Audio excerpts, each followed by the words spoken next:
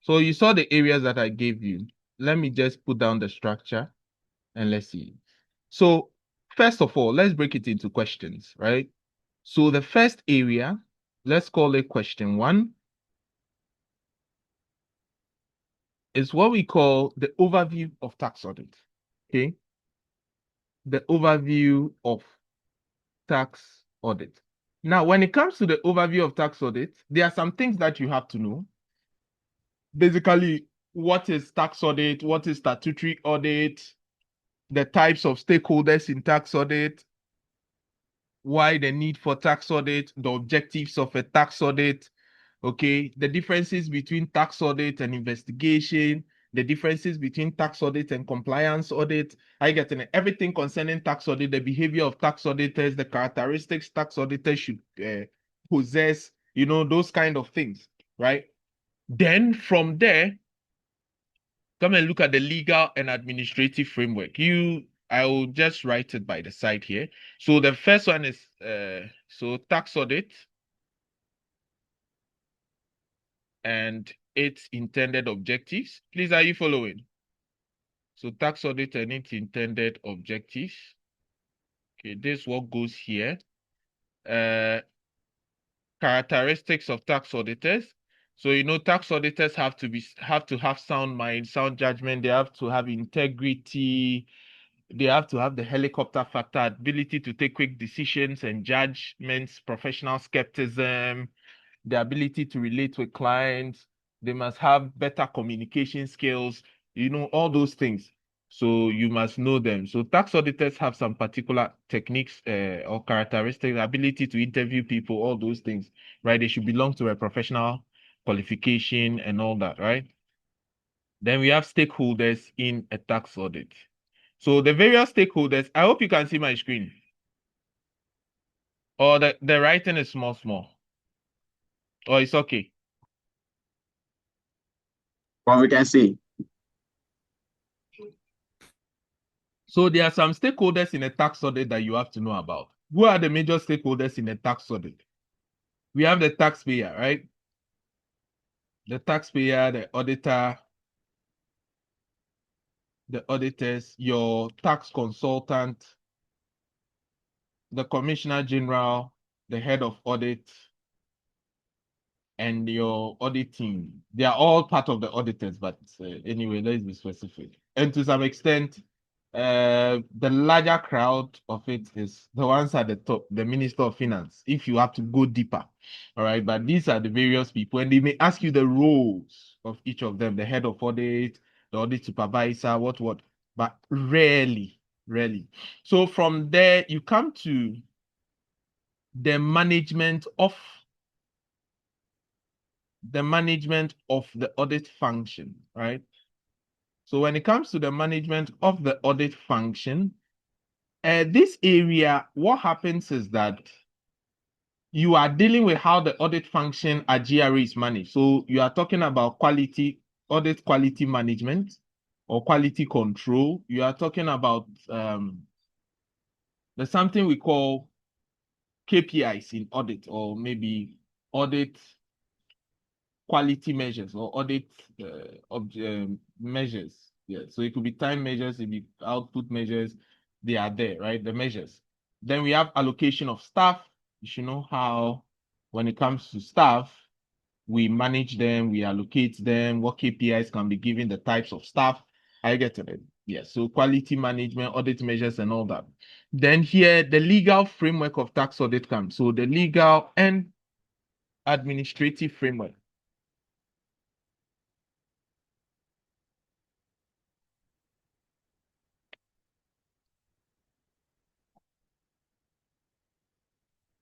So legal and administrative framework, you are looking at, usually these areas, I separate them, but it doesn't matter because of how I want to craft it. So legal and administrative framework, we are looking at, there are 6 elements.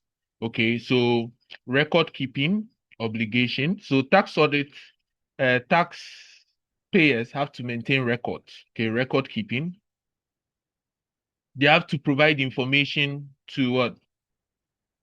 Information to the tax authorities or tax auditors. Okay, Also, information from third-party sources. That's exchange of information. The GRA has the power to amend returns. So power to amend returns or power to access information from you and all that, right? There are so many of them, right? Sanctions and penalties, okay? So literally, this is the Revenue Administration Act. So anything in the Revenue Administration Act can be asked here, okay? Anything can be asked. That's part of the legal framework. Then the last area, which I want you to know, is what we call the ethical framework. So when it comes to the ethical framework, you must know the fundamental characteristics of ethics, okay? So the fundamental characteristics. So you know them. PICO, professional behavior, integrity, confidentiality, competence, and duty objectivity, and the threats to these, all right? The threats to these ones. Then conflict of interest. So there are some things that tax auditors should not do that may affect their independence, okay? We have what we call independence in fact and independence in appearance, okay? A lot of people don't even know these things are in the tax audit too. Most of the books, they are shallow. These things are not inside. You will go and they'll throw it to you. That's why shit. Well, these things, okay, I should say that sometimes they are trademark. We don't give it out. So it depends on the classes you go to and what we share. Do you understand? So please write it quickly and then we move. All right.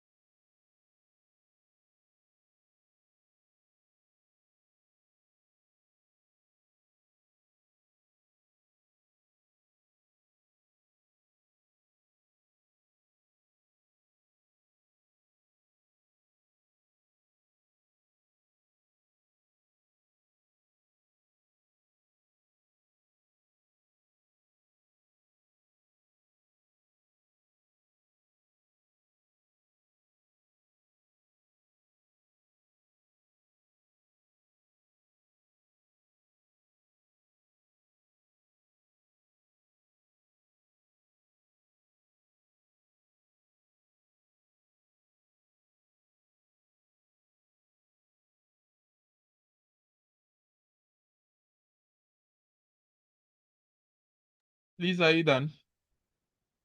Any question about the areas?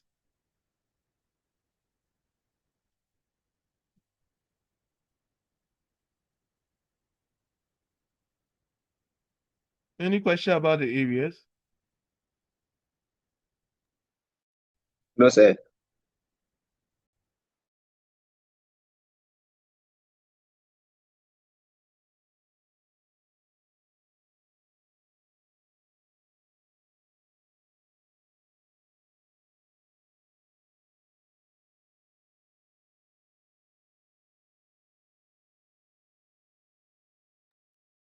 Okay, so can we go to question 2 now?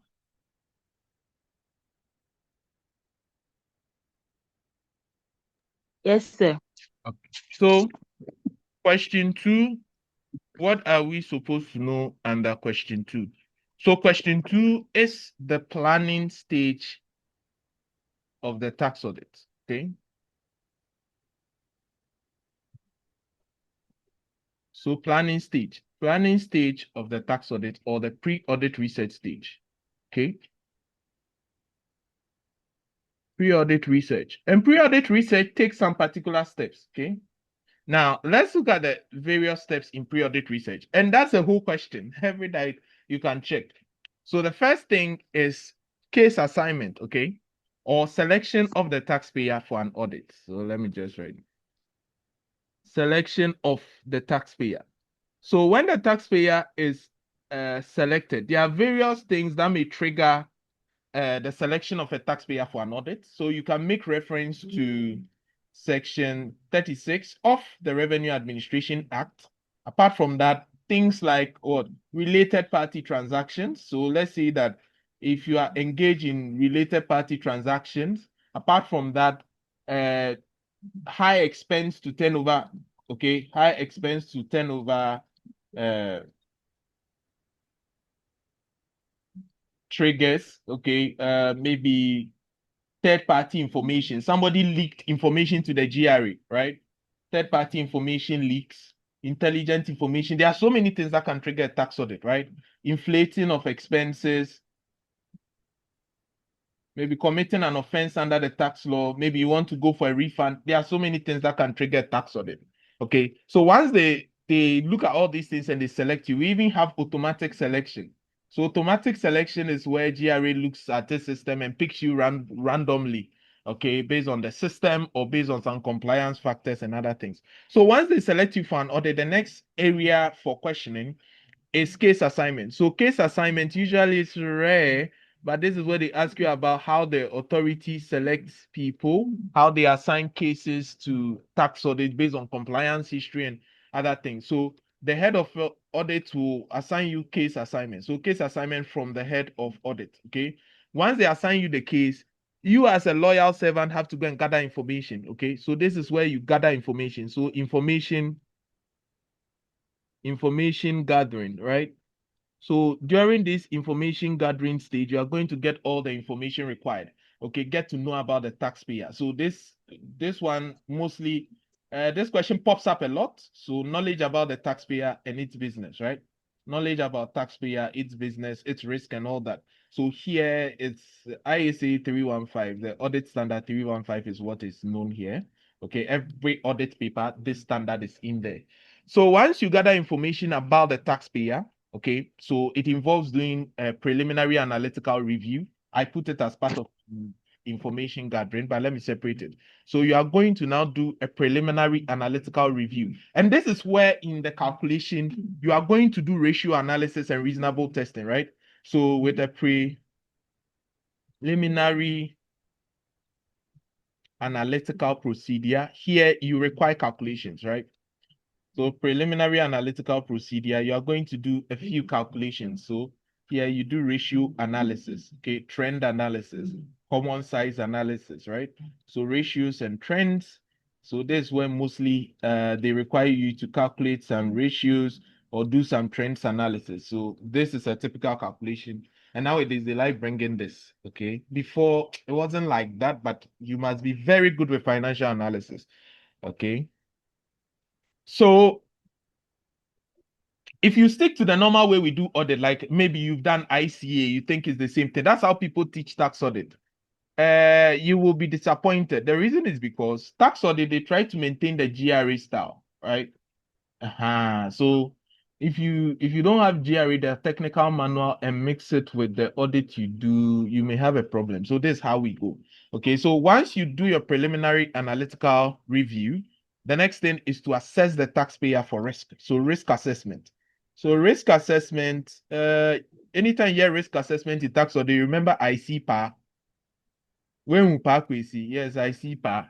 So ICPA means you identify the risk. So identification, from identification comes classification of the risk. So we classify the risks into, so those who say inherent risk, control risk, detection risk, that is the causes, okay? Anytime you see any risk, those are the elements of audit risk, okay? But the classification of audit risk are according to taxpayers' risk. So we have registration risk, we have filing risk, we have declaration risk, and we have payment risk, RFDP. So you remember this. So ICPA, this is I, this is C. Then we have what? P, which is prioritization of the risk. So when it comes to tax audit risk, you have to prioritize the risk, okay? Or profile the risk. I prefer the profiling, risk profiling. Let's use that one. So prioritization or profiling, you need to know the major risk and assign percentages and weight to them, right? So let's call it profiling. So you profile the risk. I hope these summaries are helping. It's giving the paper a structure, right? Yes, please. Yeah. Yeah, so we have risk profiling. Then from profiling of the risk, we have analysis of the risk analysis. Okay, so analyzing the risk in terms of which one you can transfer, avoid, reduce, accept them, TARA, and all 4 T's. You can tolerate, terminate, treat, or transfer. Okay, then we have finally the assessment of the risk. Okay, risk assessment. So risk assessment also includes responses to the risk. which involves you using various tax audit procedures. Okay, so I remember when you hear tax audit procedures, remember our good brother Recario. When we say Recario, we mean that you can reperform a transaction, you can make inquiries, you can confirm, you can do analytical procedures, you can do recalculation. For instance, recalculating the depreciation figure, inspection, and observation. Okay, so that is it. And anytime you do these things, you are checking some particular assertions. All right, we'll come and look at all of them. And what would you assess? Maybe there's a risk associated with something we call DADA 3. Okay, that's your document, your assets, your director's information, that's management minutes, your accounting books, and third-party information. The information given by the bank can have a problem. It can cause a risk. So all these things, you have to look at them. Then from there, once we do risk assessment and we are assured, so we come up with an audit strategy. Okay, so we determine, because based on the risk factor, that will help you determine the approach to audit the person. So you now determine the scope and depth of the audit. So scope and depth of the audit. So how deep you are going to audit the person, right? So how deep you are going to audit the person. This is what goes into the audit strategy. So we call this the audit strategy, right? And this strategy will now be documented, right? So you are going to now document the conclusions. So document the conclusion you got from the scope and depth. So document the conclusion, and documentation of the conclusion is simply your what? Your audit plan, okay? Or the audit planning memorandum. So this that you may go and they will ask you the functions of the audit planning memorandum, which also includes the audit program, right? So the thing is structured. So from the audit planning memorandum includes the audit program. And the audit program is what the audit, this thing are inside, the audit techniques, like what you should do. All right. This is literally it. From there, you discuss with the supervisor. So discussion with supervisor, then the supervisor allocates the team. So supervisor, and then team meeting. Okay, this is where you meet the team finally, and then you decide how you are going to go to the taxpayer and all that. Okay, these things, we do them in real life. We actually do it. So this is how we do it. Okay, from a GRE perspective, this is how it is done. All right. So this is it. Okay, sometimes some people add, in this periodic research, we can add sending notifications to the taxpayer. All right. So this is the second area. So yeah, mostly the questions you should be expecting are things about investigating who the taxpayer really is. Okay, so if any calculation at all can come from here, is ratios. Okay, I just want to show you every part of the process and what type of calculation you should be expecting. The first area, well, it's rare.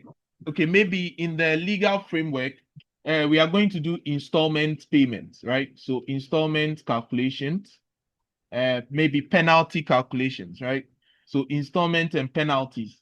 So you know the normal installment calculations and penalties that we know, okay, in the normal tax administration. So here it's mostly about tax admin, and under tax admin, these are the common questions that you can have where there's installment payment or some few way. Are we okay? So this is it. Here, the main calculation you should be expecting are ratios. Okay. Yes. So I'm just giving you each level. So we go to question 3. Can we go? Can we go to question 3? Yep. Good. So question 3 is the fieldwork stage. These things I'm giving you are all questions that you should be expecting. This is exhaustive. When I say this is exhaustive, it means this is final. They can't ask you anything beyond this again at this level. Do you get it? So if you find answers to these things I've written, tax audit, you can even get award. That's what it is. So the third area is what we call the field work and evidence gathering stage, or let me call it field work and investigation stage, right? And this is where all your calculations usually come from. Okay. So field work and investigation stage, literally, once we discuss with our supervisor, actually the first step is the initial contact with the taxpayer, right? So initial contact with the taxpayer. So this is where you visit the taxpayer's residence, right? So we can say initial contact with taxpayer. It starts with sending a notification, right? We call it introductory letter. So audit notification. So we send a notification to the taxpayer that your returns has been selected for an audit, and Mr. Ansan and Mr. Kofi say are going to visit you on this day, this day, this day. Do you have a representative available to take you get all that? Yeah, so that's the notification. We call it the introductory letter. Once we go there, we start the audit interview. So we call it the entry conference. All right. So the audit interview, whether you like it or not, every day it's a question on audit interview will come one way or the other. So just be prepared. And interviews come in the form of initial audit interviews and closing audit interviews, or what we call entry conference and exit conference. If it's not one, it's the other. Okay, so audit interview. Then we have what we call tour of business checklist. So once we interview you, we must go around on your business, see how your operations are conducted and all that, right? So once we do that, we also review internal controls. Okay, so you see how this initial contact with taxpayers is. Yeah, so this is what we do. So when we review your controls and we see that, okay, your controls are quite strong, then we do small substantive procedures, that's test of detail. So after doing all these things, we review your control, then we know the kind of test of details to do. All right, so the type of substantive test. So substantive testing is where we look at where we are actually testing balances, verification. So here we have what we call test of detail. Okay, this is where you say check the schedule for PPE, go and verify the asset whether it exists and all that. So we have test of details and analytical procedures. So this is where ratio comes in again. So analytical procedure is used at every stage. You see here it was there, right? As preliminary analytical procedure to assess the risk position of the taxpayer. This level, it is used to gather information, right? Or test evidence. So analytical procedure. Let me give you a typical example, right? Look at this guy. Let me create a separate section. These things, they are realistic, right? So let me see if I can create a new page. No, not page, a new section. Yeah. I believe you cannot see my screen. You can see. So in the planning stage, right? Please, are you all following? In the planning stage, assuming you have somebody's account, 2024, 2023, look at this. Then it tells you that revenue, 100,000. Okay, let's just say profit, 100,000. 2023 profit, let's see. Okay, let's just make it 150,000, right? So you see there's a sharp decline in profit by how much? By about 50,000. True or false? Can you all see? Today we'll learn the audit act. Yeah. Yes, sir. So this profit, you always calculate percentage change and let's see. Anytime you say percentage change, just take the new year minus the previous year or the old, all over the old, right? Times 100. What percentage is that? So if we do this, that means we do 100 minus 150 all over what? 150, right? It's a decline. If it's negative, it's a decline. So it's a decline by what percentage? It's a decline by what percentage? Quick, oh. You should be having your... Provide 33%. Okay, so 33.33%, right? 0.33, yeah. So what does it tell us about this taxpayer? Yes, yes, yes. What does it tell about this taxpayer? You are going to audit somebody. You see that his profit has declined by 33%. What does it tell us? Is it risky? That's very huge and it's risky. Okay, in what way? How is it risky? All of a sudden your profit just went down like that. Probably you might be doing some aggressive manipulations of This might... probably tax avoidance or tax evasion, something there. Okay, so we can say that maybe they want to what? Reduce taxes, right? They want to reduce taxes. So maybe there might be schemes in place, right? They might be what? Manipulating what? expenses. Mewa. Mm. You see, so here you are trying to gather information about the taxpayer. You don't know him, but you've seen that this person's profit has just shot by this. Actually, we do this over some number of years, but I'm just using 2 years. I like how you are thinking, right? I may be manipulating the expenses. I want to audit this guy. Why is he having a lower profit this time? Is it that he wants to pay lower tax? Maybe it's the nature of the business. The business may be very risky in terms of what? High competition, right? So if there's high competition, there are price wars and some things, right? So price wars, the 5 forces, bargaining power of customers are very high. There's monopoly of suppliers.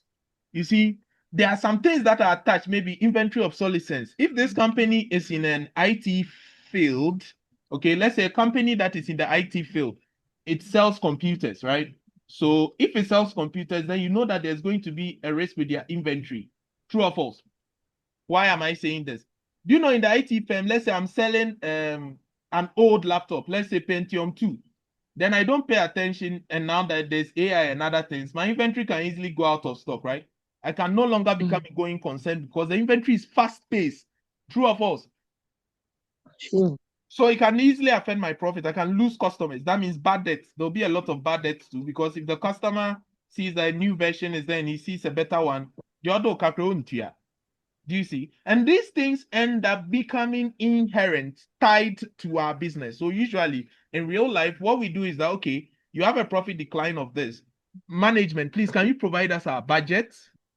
What happened in your budgeted profit or loss? We go and check and say, okay, so you were expecting this loss. How come you were expecting this loss? Can you throw more like, okay, because of COVID, we had a lot of debt, so we had to do this, that. You see, so this here at the planning stage, this is why we do this analysis, this preliminary analysis, to just get knowledge about how the taxpayer operates, his industry, what are common risks. So here they'll ask you, why do you think gross profit has gone up by 20%? Why do you think this has happened? And this question is common. Okay, so let me show you an example.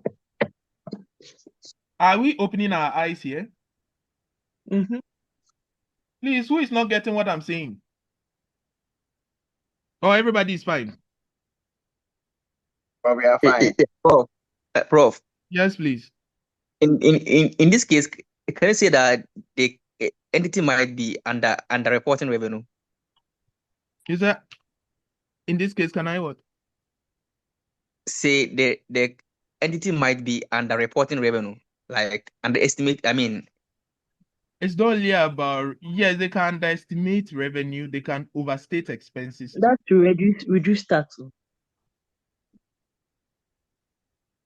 Yeah, so understanding revenue is reducing tax because you record lower revenues. I don't. Prof, please. So at this stage, you are yet to contact the taxpayer. Yes. So which information are you working with? Is it the Oh, the previous ones they information. filed with you? Yes, the previous ones filed and information from website, from industry. Remember, if you give us information about your They business, file returns too. yes, we cannot just rely on only what you have. We have to look at other businesses in the industry and see their industry average. Do you get it?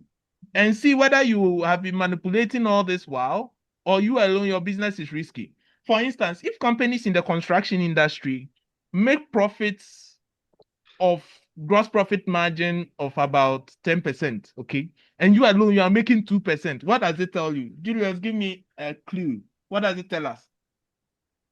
Yeah, Obia, maybe it's misrepresenting figures. 2%. What does it tell us? Yeah, I'm saying it could be that he is misrepresenting figures. Yes, is that all? Another one? okay, it could be that maybe the cost of sale is high. Yes, cost of sales are high. What else? I like the way you guys are thinking. Yes, everybody has to talk. And maybe he's not doing his classifications well also. That could be. Okay. Or basically, no, Or, want to mean your customers. You get or it? maybe he's dealing, Prof, can I say maybe he's dealing with a related party? Prof, Maybe that will not be professional skepticism. Okay, that could also be accepted. Yes, bring more, bring more. This is how the things are. I like how you are thinking. In exam, this is what we are looking for. Yes, yes. Everybody should talk. Yes, I'll mention names. So yes, Mami Efua. Everybody in your industry on the average makes 15% profit. You alone, you are making 2%. What conclusions can you draw from this? What conclusions can we draw from this? Yes, everybody has to talk. Oh. We are learning. Everybody has to pass. So we are learning. Okay. Let's take this question. Please read and let's go. You are an audit supervisor working at the Kimbu Tax Office, Yeah. Tax Audit Section of the Ghana Revenue Authority. Your work involves leading a team of tax auditors to carry out audit assignments delegated to your team by the head of tax audits and investigations. On receipt of instructions to carry out audit of a taxpayer, the first thing is to call for the file of such taxpayers to enable you and your team familiarize yourself with the tax history of the taxpayer. Your team has just been instructed to carry out a routine tax audit of Bonjour Mon Ami Ghana Limited, a company engaged in the manufacturing and distribution of plastic products based in the Accra Airport residential area. Your initial review shows that, like every other plastic company, Bonjour Mon Ami imports 30% of its raw materials from Germany, while the balance is sourced locally, Okay. mostly from plastic recycling plants. Before you From continue, the the preamble of the question tells you everything. Look, what does this guy do? They engage in manufacturing and distribution of plastic products. Good. And where are they doing it? Accra Airport residential area. Thank you. What are common things you should be anticipating? Don't think as an auditor. Come home. Company or manufacture this plastic product around airport residential area for Bradford. What are issues that will be around this company? Always maintain professional skepticism. Be on alert. What could be potentially wrong? That's all you think. As an auditor, don't think something that could go right. What may be wrong? Yes. Let's start. Airport residential area, Nankasa. Why are you working, doing that type of business there? No, but that's where the land is available for him. There are people who still do that there. But let's think about other things. Okay, why there? You asked that question, Mabna. So why are you doing that kind of business there? So you to prove to me why are you saying why there? Because no, you said why are you doing that kind of business there? So tell me why you are asking the person why he's doing the kind of business there. That's what we want to know. Because there will be a lot of pollutions and all that, so people will worry you. Okay. But what if they are properly disposed of? Okay. Yes, please, everybody should talk. If you are silent here, it won't help you because these things help you to gather points to write. It's not about the calculation. Okay, the more you discuss, the more it sticks. Yes, please, let's have the auditor's eye. Manufacturing and distribution. People who manufacture, what are the common risks that they face? Manufacturing and distribution, plastic products. So literally, let's give some kind of products Monami may distribute. Packs, disposables,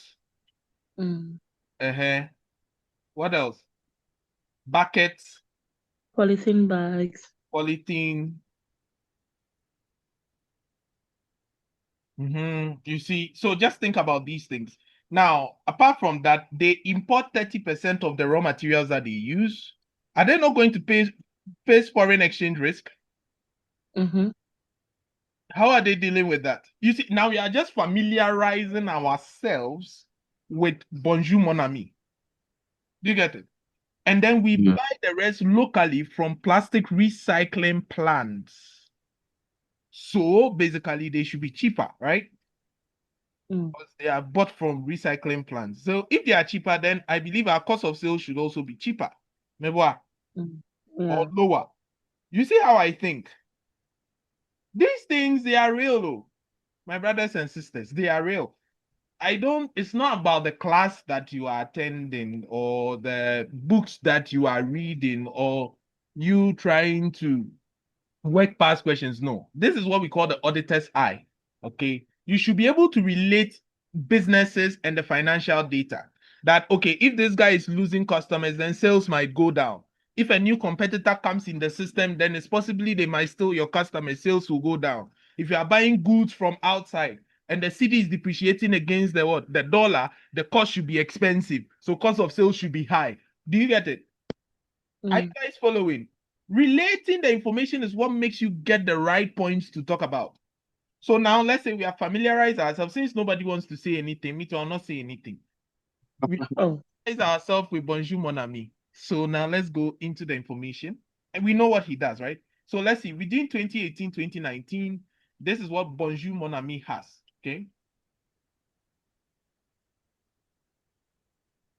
Please, are we all there?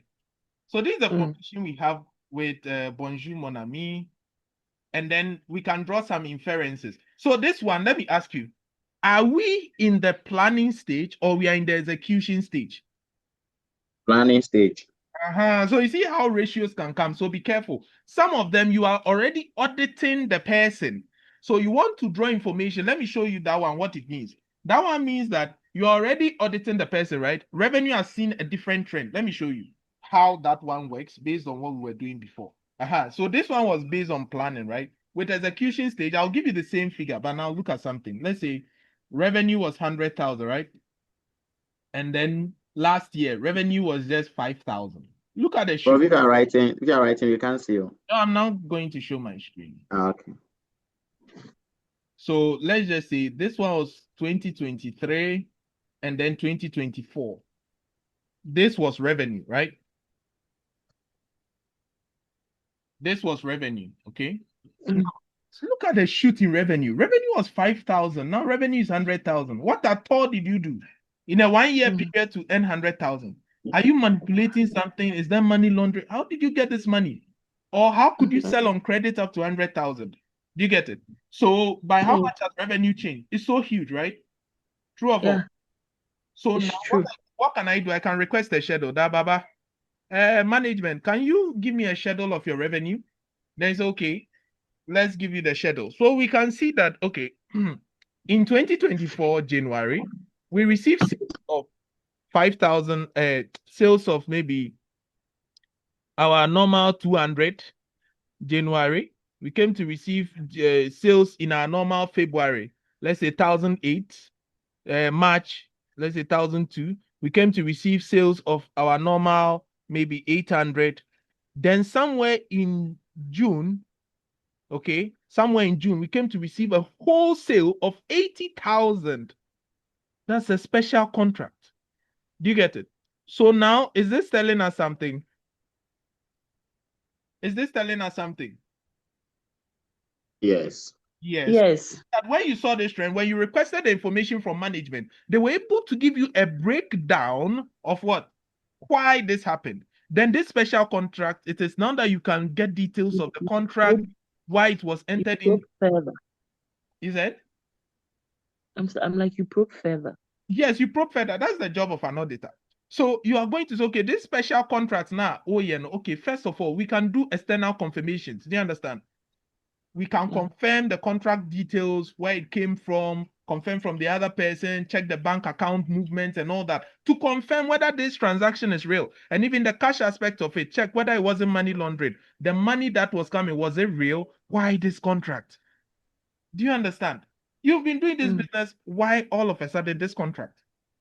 And how does this affect your whole revenue situation? How does it cause your revenue to be at risk? You see, this one, we were already in the audit and we are doing what we are doing. Like the first one was just to gather information. This is not just to gather information. Do you understand? It is about gathering evidence from the financial statement. So it's two ways. So analytical review can be used at any stage of the audit. Okay. I hope we are getting there. Yes, Prof. Yes. Good. So let's go back to Bonjour Mon Ami. So now this is the information we have. Let's draw some information. What did they ask? They said, prepare a plan for the audit, state the procedures you will follow and what to be covered. This theory, I'm not there. Prepare analytical review of the extract of 2018 and 2019 financials using the ratios that will help you in determining the areas that may result in reduced tax liability. You see that the team may need to focus on during the audit.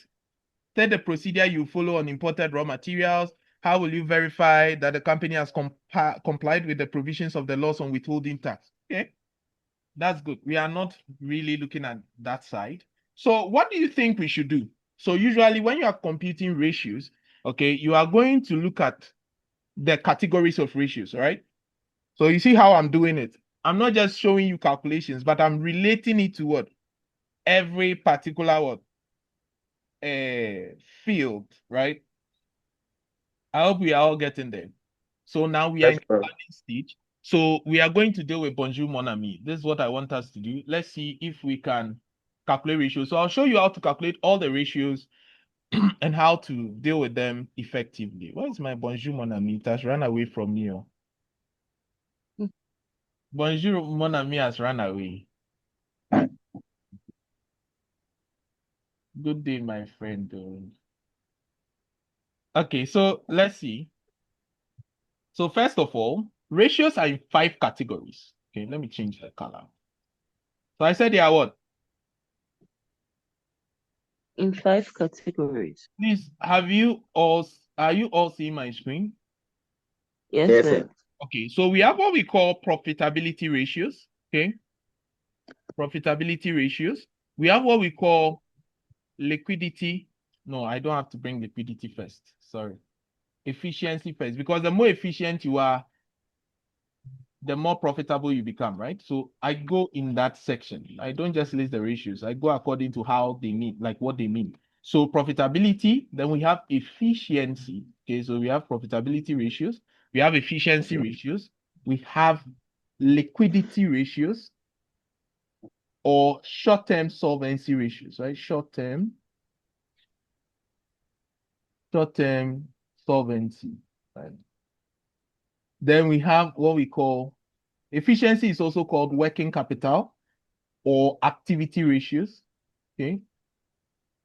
So these two ratios usually measure performance. Okay, how the business is performing. Okay, though the activity ratios can also measure position. Okay, so we have what we call gearing. Gearing has a lot of names. Long-term solvency, or it can also be called leverage, or it can also be called financial risk because it measures your financial risk, how risky your business is in terms of having so much debt. Okay, so we also have the final category, which is investment ratios. That's mostly shareholder ratios. So we call it investment ratios or shareholder or stockholder ratios. Okay, or we can call it market position ratios. How your position in the market is. So usually when you want to look at the nature of shareholders' investment, how much they are retaining in the business, do they actually have to retain, are you getting and all that, we have to use these ratios. So my simple thing about ratios is that you must be a little conversant with accounting, right? But don't worry, I got you. So let's talk about profitability first.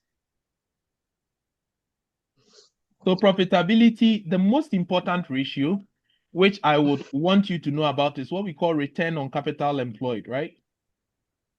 As a normal person who hasn't done accounting before, the name of the ratio gives you the formula. Have you noticed? What was the name of the ratio? It says return on what? Capital employed. Return sitting on who? Return is sitting on who? Capital employed. Capital employed. Return is sitting on capital employed. Please, sometimes don't be scared. There are things that are your normal English. Make sense from them. Return is sitting on capital employed. What is return? Return is profit. Are we okay? So return is profit. Now, capital employed is the capital you employ in your business. In simple terms, in accounting, we are saying that, okay, if I want, look at this. If I want to buy this truck, okay, If I want to buy this truck in my business, what happens? I will use my own money. True or false? True or false? True. Or someone else's, or maybe. Yes. So it means that any asset that I buy in my business came from my own financing, which we call equity. All right? Or someone else's money, which we call what? Liability. Makes sense? Good. Makes sense. So anytime you're buying an asset, it comes from these two sources, your own money, which is what we call equity, or someone else's money, which we call liabilities. That's a claim on the business asset by someone else. Good. Now listen carefully. These assets that I have, let's say truck and other ones, I may have things that I want to use in my business. These assets can be long-term ones like the truck, okay, which is long-term assets or what we call non-current assets. And then we can have what? Maybe stock, inventory. You know, you may have some stock. Let's say there was stock in this car that you sell, which also belongs to you. If you close business today, those stock belong to you. So you have current assets, the things that are short term. Your money may be with customers on credit. All those things are things that if you close business today, you can take them back. So they are your assets. So your non-current asset plus the current asset actually gives you what? This equity that you have, right? Remember, this equity is your capital, your initial capital that you put into the business, right? And any profits that the business makes. So this capital plus the profits that the business make gives you what we call your equity, right? Now, this capital plus the profit, because any profit, I put in this money. So any profit that the business makes, doesn't it come back to me? It So does. business owes me that profit at any point in time. Then plus these guys, right? Their liability. And these liabilities too can be the liabilities that I owe for the long term and those that I owe now, current liabilities. Current liabilities are things that if you close business today, somebody can say, give me my money. Assuming you are owing your landlord rent and you decide to go out of the money, the house today, don't you have to pay landlord? Yeah. Yeah. Assuming you owe utility bill, Ghana water, and you are leaving today, can't they claim their money immediately? They will. That's what makes it current. Does it make sense? It's a claim on your business by somebody immediately within a year. All right. So you see that this profits, I can decide to break it into what? Income minus what? Income minus expenses. Mebwa. You get the idea? So we are literally saying that, okay, if I have this truck, which is non-current assets, plus the current asset, it should give me what? My equity, which we know I've broken down equity for you. So equity plus my non-current liabilities, which is the long-term loans. Let me just put the long-term loans for you, right? So that it makes sense. Plus the current liabilities, which are your rent receivable, salary receivable, all those receivables. Makes sense. Okay, now, if we say non-current assets plus current assets, let me just take the current ones out. So this one is plus. When it crosses the mirror, it's if your left hand in the mirror is your right hand, meboa. True or false? You see, if you look in the mirror, your left hand is your right hand and your right hand is your left hand. Meboa. Yeah. So let's take this equation as a mirror. So if this one has a plus, when it crosses the mirror, his left becomes a right, so it becomes a minus, right? Yeah. Good. So that is it. And this gives us what? That means this gives us equity plus what? Long-term loans. Okay, good. Now, non-current asset plus current assets minus current liabilities equals equity plus long-term loans. Now, current asset minus current liabilities is what we call working capital. Because that is the capital that you have, right? Why do we call it working capital? It's not just the definition. Unim said, during the period you are working, right? You would have some inventory, true or false, which you will sell. You will give goods to customers on credit, or meboa. At the end of the day, what happens? Those monies that you receive from your customers, won't you use it to pay expenses that you are owing? Won't you use some to pay suppliers?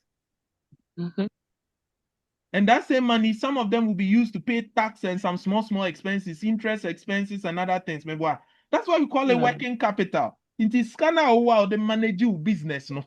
And only a friend working capital. That's why the need of current asset minus current liabilities. So paying suppliers, paying expenses, paying for small things.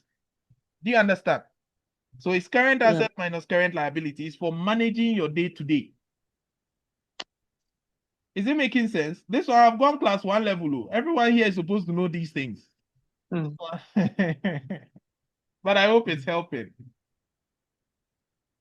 I hope accounting 101 is helping.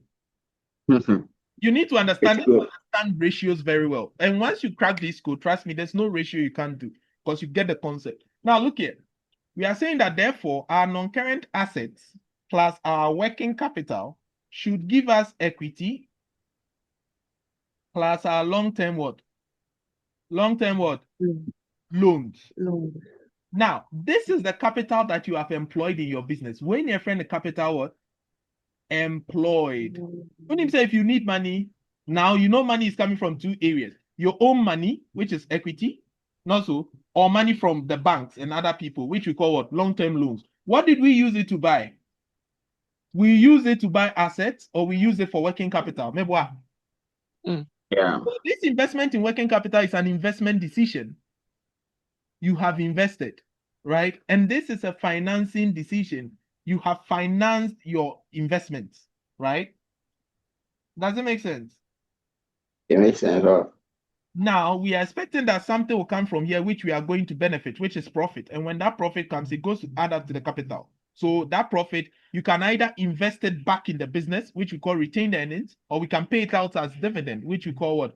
Payout or dividend decision. So you see the 3 financial management decisions actually came from this accounting equation. Do you get it? So it can literally tell us that, therefore, capital employed is equity plus long-term loans, or it is what? Non-current asset plus working capital. So the equation for capital employed can be what? Either non-current asset plus what? Current asset minus current liabilities, or working capital employed can be the same as your equity. That is your stated capital plus reserves. Are you getting it? Plus your long-term what? Loans, right? Long-term debt. Are we getting? So here is capital employed. Here too is capital employed. Good. People don't really get this sometimes. That's why they have a problem with the definition of the ratios, TABB. If I give you shares, what do I expect from you? Dividend.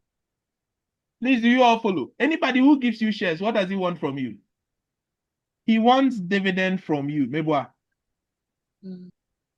If I give you a loan, long-term loan, what return do I want from you?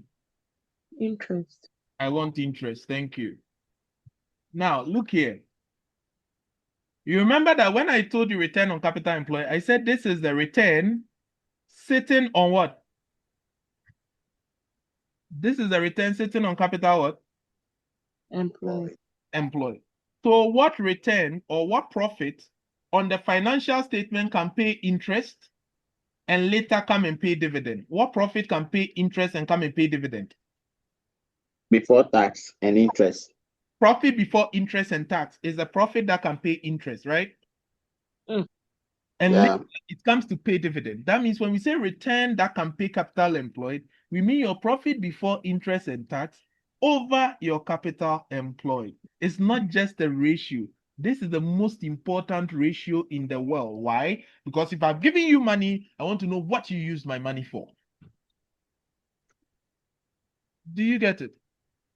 Yes, sir. Yes, bro. So this is what return on capital employed means. Return sitting on capital employed. What return pays capital employed? Profit before interest and tax, or profit before tax.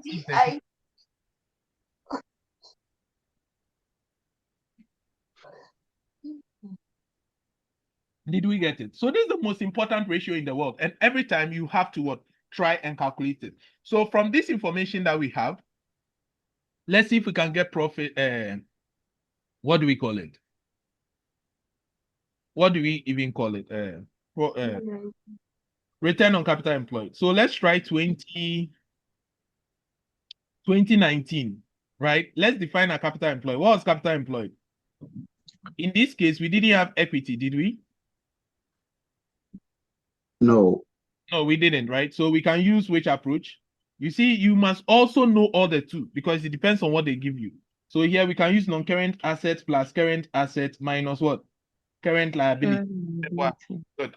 So in that case, when we look at non-current assets, we had what? This one, right? Not so. 65. This is 2019, right? 65, 120. That's non-current asset, a plant. Then receivables. 7,200 plus what? 500. 500. Then inventory. Inventory. Or let's just do total assets, right? Minus our current liabilities. I think that is we already have the total asset figure so that we don't waste time. Do you all get what I mean? Yeah. Yes, because current asset plus non-current asset is total asset. Then we just come and subtract our current liabilities from it, right? So in that case, total asset was how much? Give me 796 79640. Okay. 40. Current liabilities was how much? 5120. All of them were current liabilities, right? Yes. So 5120. Okay. So in that case, that's 2019 capital employed, the capital we employed, right? 74520. 74520. I hope by now everybody's getting it. So 2020, we do the same. 2018 or 2018, Shane. Yeah, so 2018, we do the same. So that gives us what? 74,260. 260. So 70420. 70420. Okay, good. Okay. So we have seen it, right? Okay. So now what do we do next? We need a return. Now you see there wasn't any interest. So we just take our profit before tax. So arrows, Yeah. we know that this is what? Our profit before interest and tax, or operating profit over capital employed. And once I take 2018, our profit before tax was what was given, right? 2018 was what? 14 what? 840 divided by what? 70420. Times 100, right? Yes. Yes. So this one tells us how much profit you get for every 1 CD of capital you employ in your business. Okay. So I'll show you how to interpret this as well. So 14,840 out of 420. 21.07%. 21.07%. This means that for every 1 CD, okay, for every 1 CD of capital invested, okay, of capital employed, the company generates what? Profit of what? Of 21 Ghana pesos. Makes sense. That means for every 1 CD that you generate, 1 CD you invest, you get 21 pesos. Makes sense. It does. Good. So if we come to 2019, for every 1 CD, how much do we get? So 6.87. 6 point. What was it? 87. 15,360 over what? Oh no. 4,520, right? Yeah. And that gives us 21.95. 21.95, right? Okay. So this one was roughly 22%. So this one we generate 21.07 pesos. And here we generate what? 21.95 pesos. So which year did they perform well? 19. 2019, they did well, right? Good. Good. Now, but here, this guy is into manufacturing. So manufacturing, they are cost intensive. Yes. So I'll mostly be concerned about our gross profit margin, but this ratio always calculated is very important. It helps us tell us the return position. So in that case, the next thing I will do is to calculate margins. Anytime you hear margins have another name. If you see margin or percentage, the way Esther is called Mabna, right? So anywhere you see Esther, you replace it with Mabna. The same way, if you see margin, you replace it with oversales. What did I say? Replace it with oversales. Yes. So if I say gross profit margin, what does it become? Gross profit? Oversales. Oversales. If I say net profit margin, it becomes net profit? Oversales. If I say cost cost of sales margin, it becomes cost of sales over sales. Over sales. If I say other expenses percentage or margin, is other expenses over sales. Over So sales. anywhere you see margin, replace it with, Over sales. anywhere you see Esther, replace it with Mabana. Margin. That is. All right. So these things are very easy. I mean, it's how you look at them. So in that case, let's do gross profit margin. Now that you know what becomes our gross profit margin, it becomes our gross profit over what? Over sales. And this one tells us that for every sale that we make, okay, how much gross profit do we generate? So let's do 28. 19. So 2018, we made gross profit of 23 what? 23,420, right? And sales of 81,500 times 100. So every one CD sale that we make, we generate gross profit of how much? 23,420 divided by 81,500. 28.74. 28.74%, right? So 28.74%. Telling us who can interpret based on how I taught you. For every one CD of sale generated, the company generates what? 28.74 pesos. Pesos, right? Okay. So this tells us that then what's the difference between one? One minus that gives us what? 27%.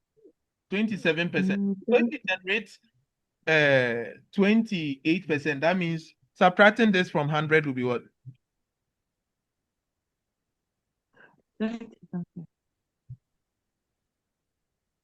72.2. 71.26. That means 71.26 is what? The percentage of your costs. You see, the costs are huge. It means that if I have sales of 100%, remember your sales is the 1, and then you make profit of 28.74, it means that how much is the cost? 71. It means this company has a lot of costs. So this has told us that, could it be that the company has manipulated profits? Anything concerning costs, we should be interested because we are doing a tax audit. And what if the costs are not wholly, exclusively, and necessarily incurred? Do you get what I'm saying? Yes, sir. Because if you are making profit of 28.74, then that means your costs constitute about 76% of the 71% of sales. Because your profit is only 28% of sales. That means 71 pesos of the sales is your cost. Well, I agree. They import goods from outside. So it may be that these costs have been inflated with foreign exchange or foreign currency. Do you understand? So we must investigate. So we know the nature of this business. It might be risky because of the nature of the cost. Okay, we are wasting too much time here. Let's go to 2019. 2019 gives us what? 32.3738. Okay, so you got it. Okay, so straightforward. When we do one, then you calculate one quickly. We don't have time to do it again. But you all get the idea, right? Please Yes, be Prof. asking questions. So to pass is not silence. Some people on their call, they'll just keep quiet without asking questions. I don't like that class. Be participative. You will reap the benefit. I believe everybody here should pass once. So ask questions when you are not clear. Communicate. Right? Good. So you say you got 32 point what? 38%. Okay, which means Mabna interpret for us. For every one CD of sales, you make a gross profit of 32.38%. okay, So your cost to sales is about what percentage? your cost to sales is Minus 32. 67.62. Okay, 67.62%. So it means that this company's costs have gone down compared to last year, right? Last year it was 71.26, and now their costs have dropped. Mebwa. The exchange rate has fallen. Yes, you can see that. I like the way you interpreted this. Exchange rate falling. Thank you. This is how we do it. Do you get it? So bonjour, mon ami. It's a bit less risky this time. I get it this time around because his costs have gone down, meaning that GRA will make more profit. Okay. If costs have gone down, then more profit, right? Let's check if it is true. If costs went down, then profit should increase. So see, it was 23,420, now 27,940. Oh, so whatever we said was true. Makes sense. Please, do we all get it? I hope I'm making it very practical for you. Yeah. Yes, Prof. Good. So now we've done gross profit margin. You can do net profit margin, but net profit margin too is the same thing, right? So still the company did well. You can do that's net profit to sales. I'm just giving you the idea, right? But now profitability is all about what? Return on capital employed and any other margin. But I want to compute one ratio which people are not usually used to. We call it the asset turnover, right? This is like your gross capital employed. Now, this asset turnover tells us how much of your revenue can pay your capital employed, or how did you use your capital employed to generate revenue. So this one is your sales. Are you getting it? Over, some people use total assets or sales over capital employed, right? So usually I used to say asset turnover, turn this over. So it becomes turnover over assets. That's how I used to remember. Asset turnover, turn this over. So it means this one comes first before this. So turnover over asset. Right. So anytime you hear asset turnover, just turn this word over. That's all. All right. So in that case, sales over capital employed, you already know our capital employed from the top, right? Which means that for every capital employed, how much sales do you generate? So you are looking at how you can use your capital employed to generate sales. Okay, which you can also do. By now, I hope you are all getting the style by now. The interpretation is just the same. So you look at whether the year that you generate more, it tells you that you are generating more sales compared to your capital. And the year you generate less sales, GRA will say, why did you generate less sales? Are you trying to manipulate your sales? Do you get the whole idea? So this one, you can measure it in sale percentage or times. So if you just divide, it tells you how many times you can pay back your capital employed, or how much times of your capital employed can be generated in sales. That's it. Makes sense. Makes sense. Good. So even if we don't calculate it, I hope everybody here can calculate this. Yes, Prof. Okay. Good. So net profit margin, you would have just done the profit before tax over your sales. That's all. Now, there are some things that we think they might have manipulated the account. Assuming you took this, these things are already inside. You know that. Depreciation and loss on sale of assets, are they real for taxation? No, We do not recognize them for tax. True or false? true. And since we don't recognize these things for tax, when you calculate the net profit margin, you are going to tell the examiner that this profit should have been higher, but this 27 has reduced to 16.360 because of depreciation and loss on sale on the asset, which are not real. In that case, the taxpayer has inflated the cost with these things. And the other expenses may have things like exchange rates and other things which we may allow. But this one part here, they are not real for tax purposes. So we will not allow them. Does it make sense? Yes, sir. Good. So you mean when we are calculating the net profit margin, we should use a No, you calculate it normally, but you comment. I mean, you are looking for areas of investigation. okay. Because if these things are inflated, it will affect our tax profit. Remember? Yeah. For instance, show depreciation and non-current assets that were sold, our tax law does not recognize them. But the more they are, the less the profit. True or false? True. So it is an area of investigation, because if it is more and these expenses, if the expenses are more, it will inflate the cost. And inflating the cost means that the profits are going to be low. Somebody has here. Yeah. Yeah, so you comment. Tax audit is all about advisory. Comment. Makes sense? Yes, Prof. All right. So when it comes to liquidity ratios, or let's go to efficiency rather. So when it comes to efficiency, you are looking at how effective you are with your working capital. So efficiency, if you see a ratio ending in period, okay, or days, Then just take the balance sheet item over the P&L item times 365 days. Or it could be months, weeks, anything, but this is it. If the ratio ends in 10 over, then 10 days over. I said if it ends in 10 over, then 10 days what? Over. Over. So it means that if they say receivables 10 over, and now becomes what? P&L over what? Now becomes P&L over balance sheet figure. Over balance sheet. Yeah, so this is measured in times. If I tell you that I give customers 30 days, okay? If I tell you that I give customers 30 days to take my money, that means how many times would I end up taking money from my customers? If I take money from my customers every 30 days, it means how many times in a year would I take money? 12. 12 times. How did you get that? You are asking yourself, how many One. in 1 year? Meboa?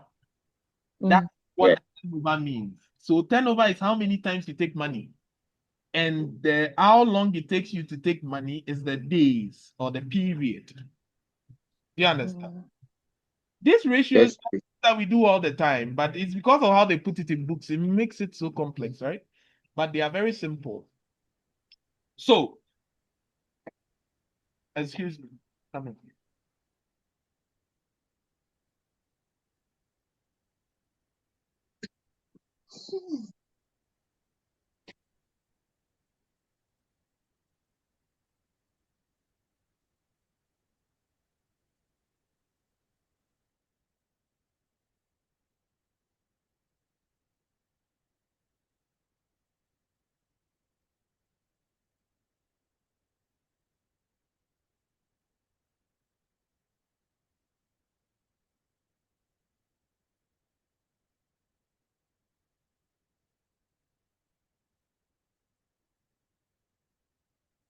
All right, so I'm back. You get the idea. So this ones, you just take what? Your P&L figure over your balance sheet figure. That becomes your turnover. And then you take your balance sheet figure over this. So in that case, when we say receivable days, for instance, it ends in days, right? So you take the balance sheet figure.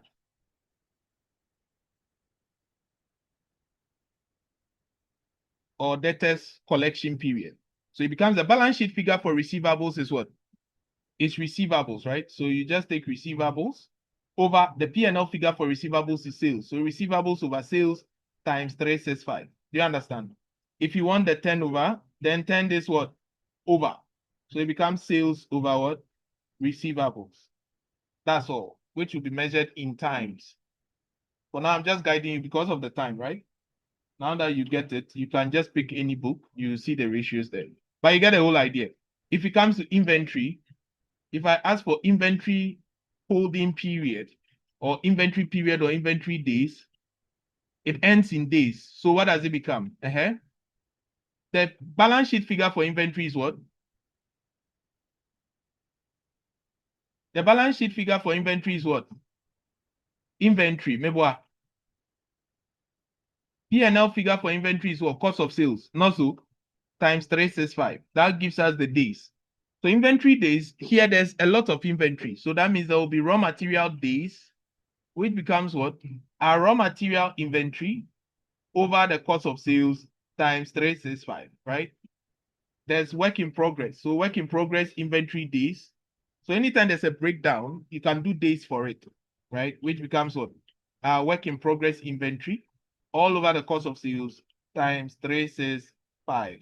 You can do the same thing for finished goods. So finished goods inventory days, it becomes your finished goods inventory over the cost of sales times 365. If you want 10 over, then 10 days over. Just rotate it, right? That one 365 doesn't come. If you want payable days, it's just the same thing. Payable days, all you have to do is say, what's the balance sheet figure for payable? Is payable or creditors, right? Then what's the P&L figure? Payables are what? Purchases. It's because you bought from them. So it becomes what? The payable over your purchases. But we don't have purchases on company account. So you use cost of sales times 365. So that is it. See, balance sheet figure, P&L figure 365, balance sheet P&L 365, balance sheet P&L 365, balance sheet P&L 365. You see that thing? This is what we mean by this efficiency ratios. Are we okay? Can we go to the next type of ratios? Can we?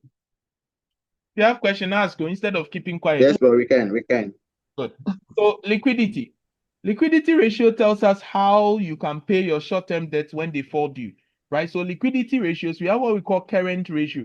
So current ratio is representing everything that is current on the P&L, on the balance sheet as a ratio. And on the balance sheet, we only have two current things, current assets and current liabilities. So you are just taking all your current assets over your current liabilities. It tells us how many times your current asset can pay your current liabilities.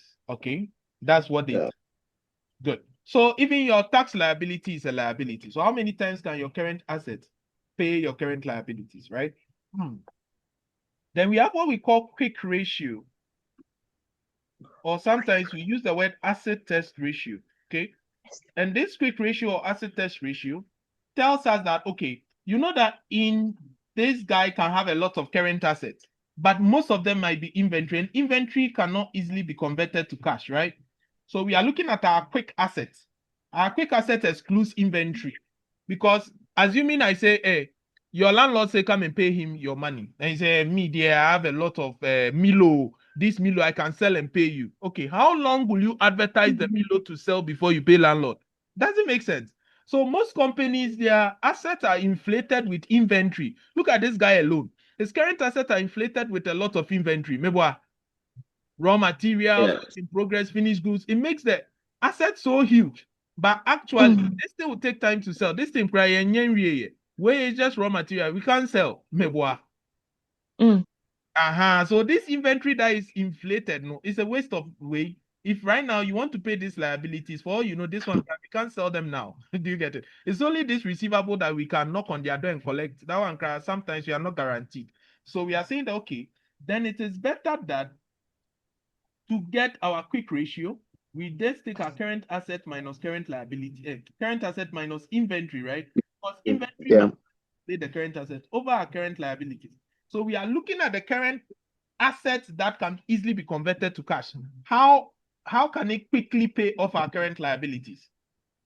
Okay, if this company is less liquid, it tells us that company will liquidity problem. So when we are going to audit him, we should be careful. So you are just familiarizing yourself with this company. You understand? And this company has a lot of inventory. Why? Because it's a manufacturing company. Yes, we know that, right? Since it's manufacturing, it tells us that that's why it has all this inventory. So it has a lot of inventory. So it might have a liquidity problem. Are you getting it? Stack up, or it's creating a lot. And even finished goods, it's increasing. Is it that this guy has a slow moving inventory? We have to, you can say anything. Does it make sense? Yes, Prof. Good. Now, the next one I want to talk about is GRA. There are other liquidity ratios, but don't worry. You can do cash ratio. That's how much your cash can pay your current liabilities, how many times. So let's go to GRA ratios. Then I'll done shareholder ratios at your level, the 5. Rarely. Nobody worry you with that. So GRA ratios. The first one I'll talk about is debt to equity ratio, right? So debt to equity ratio, you are just taking your long-term loans over equity. You are just saying, okay, comparing my long-term loans to my equity, which one is more, right? So if your equity, if you get something less than 1 or less than 100 or less than 1, that means that you are less geared compared to it, because this is over your equity, right? So if it is less than 1, it means that your equity dominates, all right, the position. So let's say if your debt or your long-term loans was 200, okay, and your equity was 1,000, then you are literally saying that, okay, debt to equity will be 200 over 1,000, right? Which is about 0. Do you get it? But if it was 1,200, then you get what? 1,200 over what? 1,000, which 1.2. 1.2. It means that the loan position, you owe more people Are you getting it? You owe more people than you have in your own business. So assuming this equity should pay off the debt, you still have 200 owing. Meboa. Yeah. So this tells you that the business is risky. And this one, we are concerned as tax auditors because more loan means more interest. Meboa.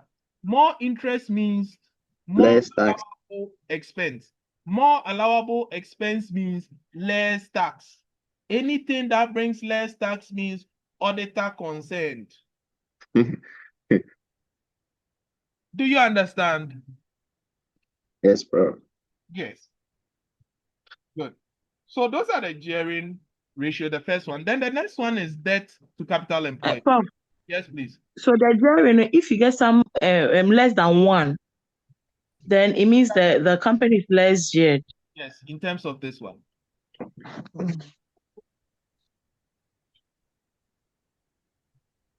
So we also have debt to total capital. So we are saying that, okay, if you are looking at your capital employed, you can do your debt. When I say debt, you guys know now, your long-term loan. So debt to your total capital employed, right? So this one means you are doing debt over debt plus equity. And this one, you are saying that, okay, per this illustration, right? We know that debt was what? Debt was 1,002. Maybe what? But our capital employed will be debt plus equity, which is our 1,002 plus what? The 1,000. Maybe what? Yeah. So our total capital employed. So 1,002 out of the total capital, which is now 2,200. That's what percentage? That gives us what?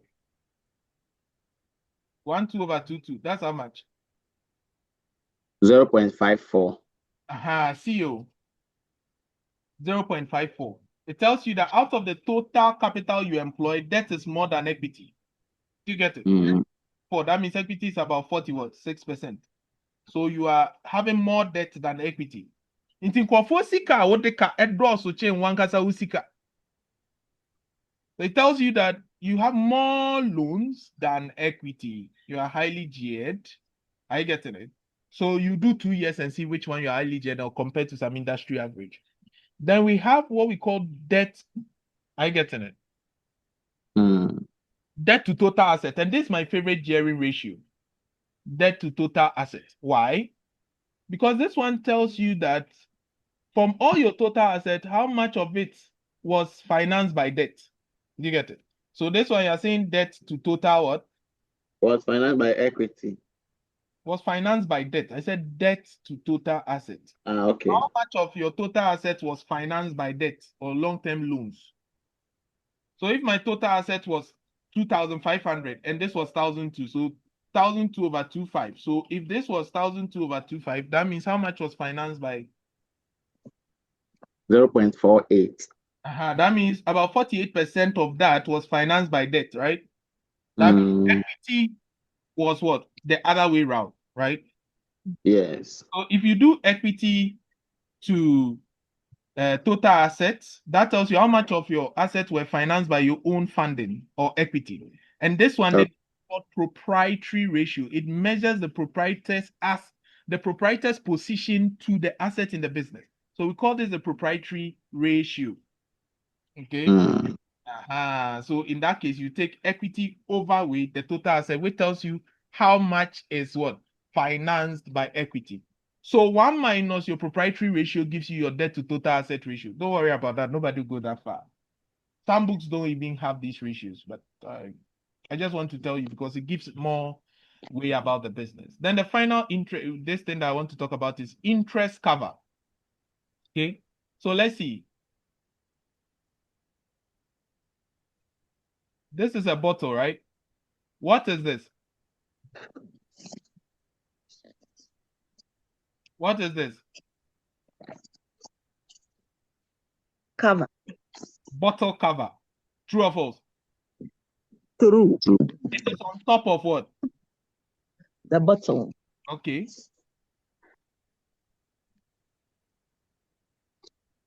This is a marker, right? Marker cover. Mebwa. Yep.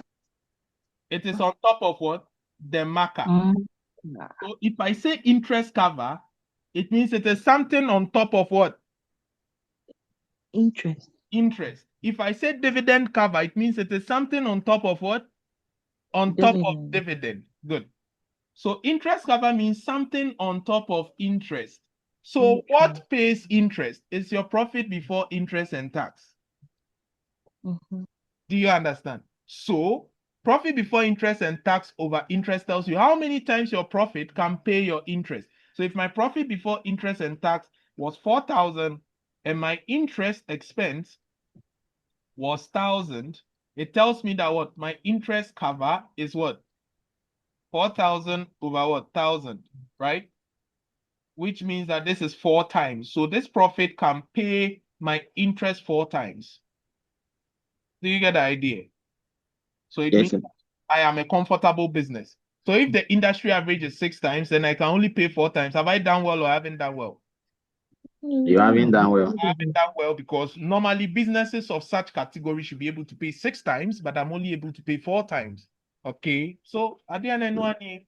So that is analytical procedures, and it can be done anywhere. Let's try more questions and let's see. The questions, they are just the same all the time.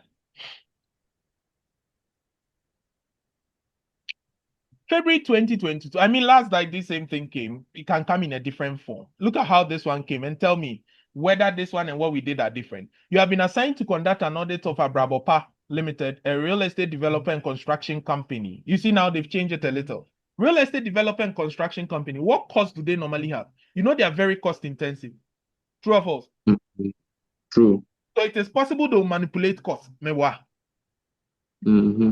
Yes. So let's see their extracts. They had cost of sales. See the cost of sales. 11,2,8,466,825. Cost increase, Meboa. Yeah. Okay. And this cost, they say, is after charging depreciation, loan note interest, interest on bank, and audit fees. Depreciation, we know is not real for tax purposes. Loan note interest, we have to investigate the debt. So look at the loan note interest. It was 60. Interest increased to 80. Meboa. Yeah. If interest increases, what increases interest? Loan. Long. That means you went for more loan. If you went for more loan, then interest should increase. True or false? Mhm. So let's Yeah. check and see if our loans actually increase. Loan stock, it was 600, now it's 800. Okay, makes sense. You get it? So check consistency. All right, bank OD was 9 and it increased to 15. Why? Bank loan. Did we go for more bank loan? Yes, bank Overdraft. overdraft increase. So it makes sense, right? Yes. So always you check whether the things make sense. And they even gave you ratios to calculate. So you see, the industry, this was Abrabopa for the previous year. Okay. And this is the industry. So last year you made 16.31 return on investment. And they are saying that investment is equity plus loan stock. That's return on capital employed. Mebwa. That's what they're asking. So you see, it was what? 16.31, but it was 18.5 in the industry. So last year, you didn't do well. Yeah. Do you get it? But this year, did they do well? So you go and calculate. Do you get it? Then you come here, current ratio. You see all the ratios that I taught you, you see them here. Mm. Do you see them there? Yeah. Calculate comparable ratios. 10 marks. Write a report to the board of directors. 10 marks. 20. No joke. Hey. Please, it's question time. We are done with this session. We have to go to another type of calculation.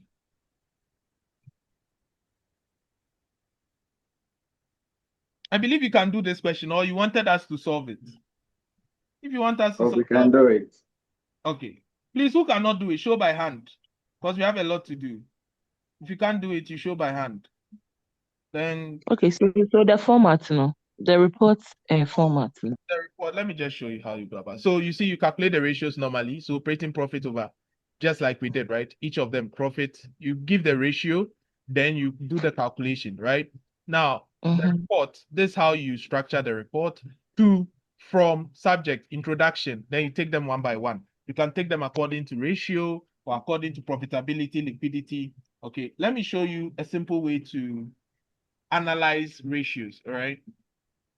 So usually when you are writing report, you can use a to from, okay?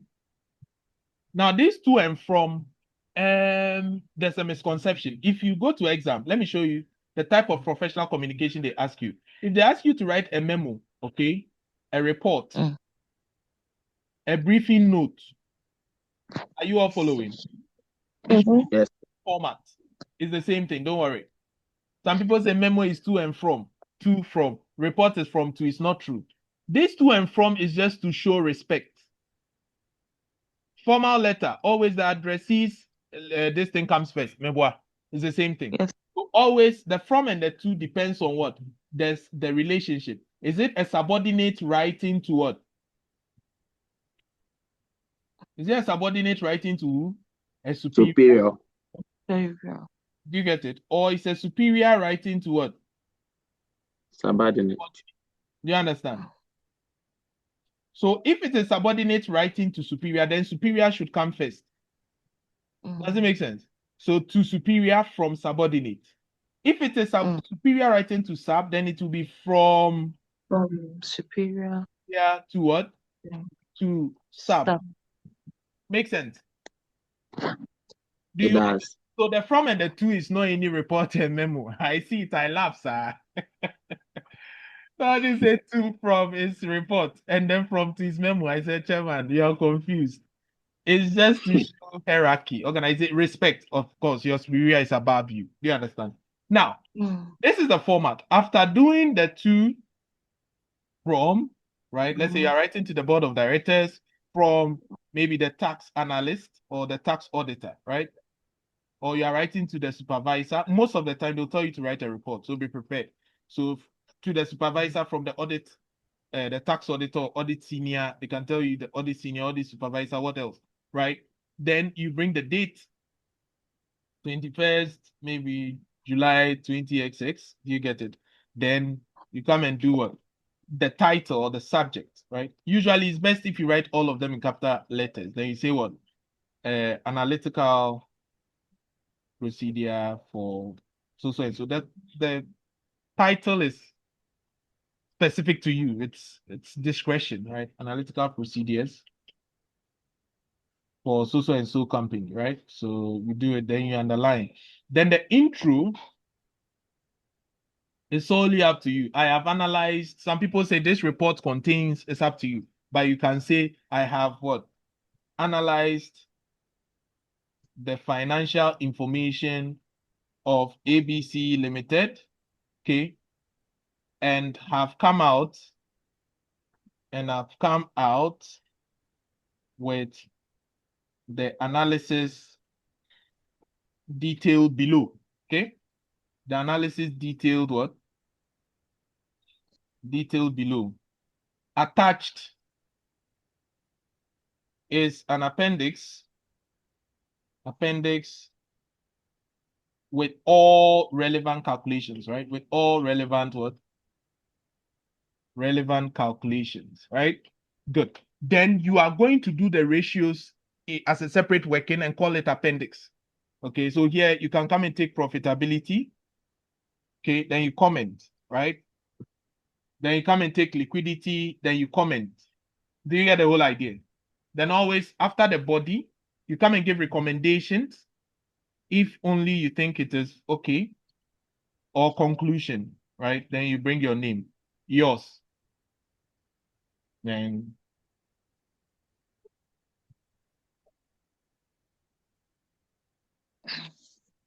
Etiko Jama.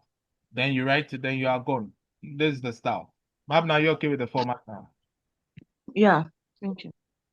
All right, so another way it comes, which is a common question, right? Let me show you. This reasonable testing will do it soon. This question, if you see it, you run away. I'm coming. Probably share the questions with us. No, this is a full book. Okay. Tax audit and investigation question bank. It's a full book. It's a book I sell, but it's not in the market. Oh, okay. Yeah. Look at this question. Explain how a tax auditor may use internal and external ratios in identifying potential risk areas for further review during audit fieldwork. 4 marks. August 2021, question 2C. You see? August 2018, question 4B. You see, information presented, previous owner. These are the information. Fred. Then they are saying, state the likely reasons why GRA inquired into Fred's tax returns. It means they're asking you areas that can be risky. Are you guys notice it?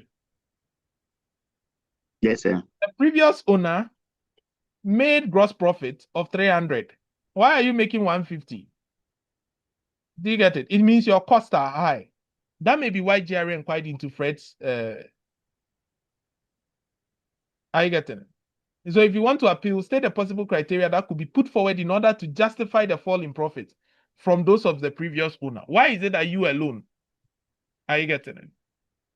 Mm. Yes. So suspicion of underdeclared income. Okay, GRA may have suspected that Fred's income was underreported, incorrect claims for deductions, other information in GRA's possession, random selection, referral case. So you see, they're actually asking you why they will select Fred for an audit. But you see how they put it. So you have to act smart. This question, this paper, let me tell you the truth. You can read all the books you can. If you don't have the audit mind, tax audit, you go and come, sir.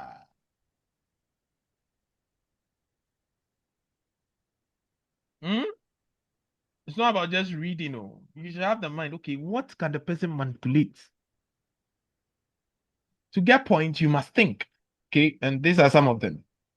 So how can you justify the fall on profit? So now, why do you think Fred can go and defend himself at GRA that no, this thing it is true?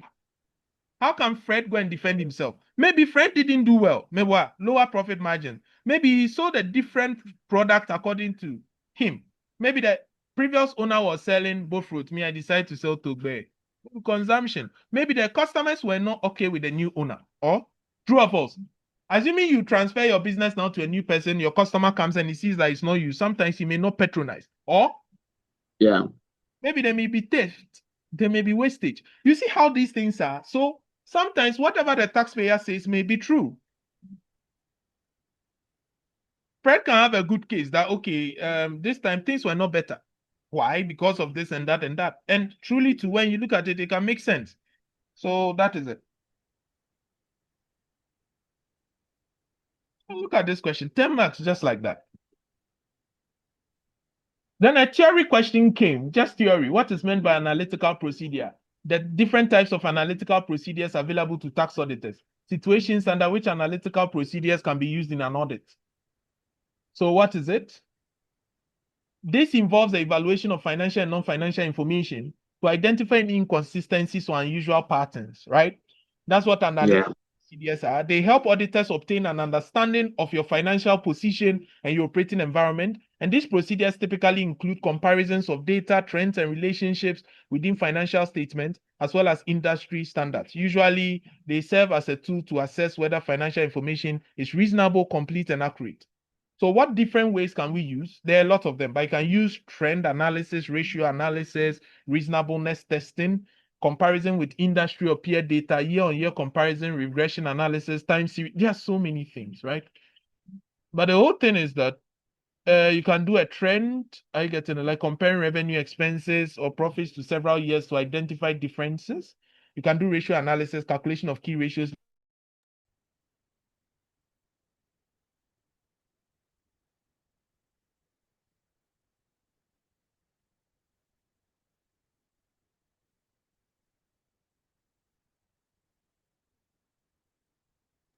Are we getting it? My network went off for a minute. Are we getting it? Then Yes, sir. we have what we call reasonableness testing. Okay. This involves evaluating whether the individual financial statement amount or the relationship makes what? It makes what? Bill, you've worked with anymore because now kind of it's a trend analysis now. I said my network went off for a minute. Trend analysis is where you compare financial information over multiple periods to identify patterns or trends. Do you understand? So whether this is happening or that is happening, like what we're doing, where we took the person's business and we say, okay, why was sales 20? In 2020, sales was 10. Now it's 15. Why? Okay, there was a special contract. Maybe this company, things didn't go well. Do you get it? The ratio analysis is where you calculate key ratios like the liquidity, profitability, and compare them to historical data or industry benchmarks. Okay. Like the way we compare gross profit margin or current ratio with that of previous years or industry average or similar businesses. Makes sense. Then reasonable testing is checking whether what they charge was reasonable. Like, okay, your labor cost. Or could it be whether it's at arm's length or something? I don't know. Arm's length can be one, but it's not always arm's length. Okay. Maybe your budget, you budgeted sales of 200%. This is not reasonable in COVID times. If you are getting sales margins and you said that, okay, your margin is 200%, who will buy during lockdown? Do you get it? It's not reasonable. Makes sense. Yes, sir. So you compare your actual figures with budgeted figures or historical averages based on your knowledge of the business. Then we can compare with industry or peer data. We can even do regression analysis, a statistical method. Nobody will ask you with regression. It's a deep dive. We use softwares. Do you understand? So don't worry about it. So under which situation do we use analytical procedures? I told you it can be used at every level. We can use it at the planning stage for risk assessment, right? So at the planning stage, analytical procedures help auditors gain an understanding of the entity and assess the risk of material misstatement in the financial statements. At the substantive, the evidence gathering, we use it to do substantive procedures. So analytical procedures can serve as substantive auditors to gather audit evidence. For instance, if you expect a specific relationship between gross profit and sales, a deviation from this could indicate misstatement in the financial records, which would warrant further investigation. Okay. Then finally, in the final stage, before you close the audit, the review stage, we use it for overall review. They can help auditors form a conclusion at the end of the audit regarding whether the financial statements are consistent with the understanding that you initially had. Okay, so it can help you assess the overall financial statement, whether they appear reasonable and whether there are any inconsistencies that require further examination before you close the audit.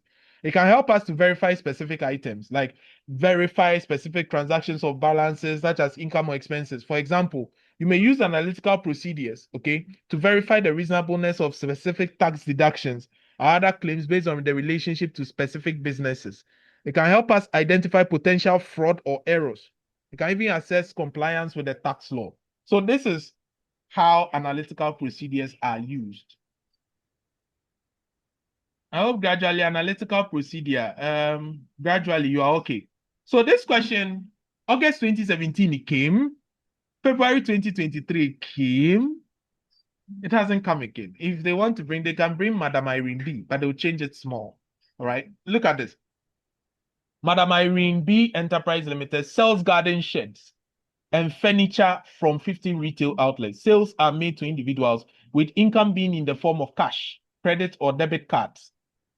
In the planning phase of the audit for the 3 years ending, okay, you have calculated the following ratios from the financial statements, and they are telling us that required, explain the possible reasons for the following changes in accounting ratios. A change in the current ratio, what could have caused this? A decrease in gross profit margin, an increase in inventory period, and a change in debtors turnover days. You see here, you didn't calculate. They have given to you, and they are asking you what could have caused this. That's why I told you that it's not about the ratios that you calculate, but you being able to tell us that this is why this has happened, or this is why this may have happened. Do you understand? Yeah. And this question was a solid 10 marks. The other time it came, it was a solid 20. Wow.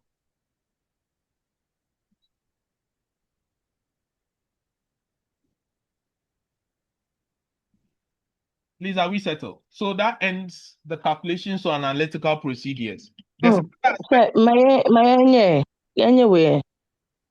this you already. Why? Yeah, just saying. Okay, anyway. Current ratio, right? We know this current assets over current liabilities. Maybe. So sometimes even Yeah. understand how the ratio works. Look at the way in mathematics, right? If I have A is equal to B over C, if I want to increase A, what do I do? I must increase B and decrease C. Decrease C. Not so. I must increase B or decrease C. So in that case, it means that if I have current ratio, then if it is higher, If the current ratio is higher, that means current assets are more than what? Current Current liability. liability. Are more than current liabilities, right? So if this is more, Mm. let's say this is 200 and this is 100, then this will increase, maybe to 2.1. Mm. But on the other hand, the same way, if I still maintain this 200 and then my liability now becomes 50, it means this will be even more. It will now increase to 4, right? So Mm. if I Yeah. want to decrease, then it's the other way around. If I want a decrease, then I should what? Decrease this and increase that. So even if you don't know how the ratio works, look at the constituent and use it to interpret. So a change in current ratio. What was current ratio? It was 2.6, 2.6 3, went to Decrease. 2.3. 2.5. 1.5. It was decreasing. There's been a decrease. Yeah. So what could be the possible reason? Since this is current asset to current liability, it could mean that the current liabilities are decreasing while current assets stayed what? They are increasing The while same. stayed the same, or current assets decline in current assets. What could be the possible reason? Do you understand? Disposal. Disposal of a lot of inventories. I get it. Or the company is dependent on what? Their current assets, and their liabilities was increasing, right? Yeah. So they couldn't settle their liabilities. That is why this is increasing. And they are keeping a lot of Mm. liabilities like payables, rent payable, salary payable, and they are increasing the position. That's why it keeps falling. This one, you can see it was 2.1, 1.6, and 0.78. Because of the position of the liabilities, now the quick ratio is also increasing. And you can see that this one doesn't have inventory. So you see this company has inflated this with inventory. Do you get it? So you see how this one is lower. So it means that Mm-hmm. having a lot of inventory in there. Look at the interest cover. Interest cover seems to be falling, right? That's what we call times end. Interest cover used to be what, 2.1. Now we can only pay interest 1.67 times and then 0.91. It means profits were declining. Remember? Yeah. And profits declining means what? More Cost. costs. Gross profit was 40, became 34, became 31. It could mean that sales either dropped, right? Why would sales have dropped? Maybe change in customers, Discount. discounts, but discounts usually should increase. It should increase. As in decrease in the selling price. High competition. Yeah, high competition. Maybe increase in sales. I get it. Sales promotions, expenses, increase the expenses. Anything you say, it should just link to what has happened. That's why I said this is a change in debtors turnover days, the receivable days. How many days it takes you to take your money? Before you were taking your money in 68 days. Remember? Mm-hmm. And But it now, how has long has it increased. taken you to take money from customers? 86 and 132. Not too much. Mm. Yeah, Why? it's too much. Your working capital is in the hands of your You are giving debtors. customers a long time to pay your money. Why? Maybe it is a new policy. We can't argue with that, right? Do you all agree? Yeah. It could possibly be a new policy. That's why you are giving them that. Or, Poor credit terms. yes, poor credit policy or credit terms. Or also, the reason why this could delay is maybe you want to boost sales. So because you give them long time, it tells me that this company is not doing well. Before it took you 80 days. Now it's taking 86. Now 132. It means that you are giving them this grace period so that more people can buy from you. This tells me the company is not doing well.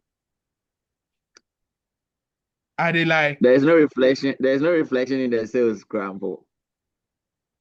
There could have been a reflection of that in the sales, but the sales gross profit is also still falling. So, So it can tell you that possible manipulation, right? mhm. I like the way you are thinking. This is how we do these things. Okay. We spend so much time trying to solve questions, but we don't build professional skepticism.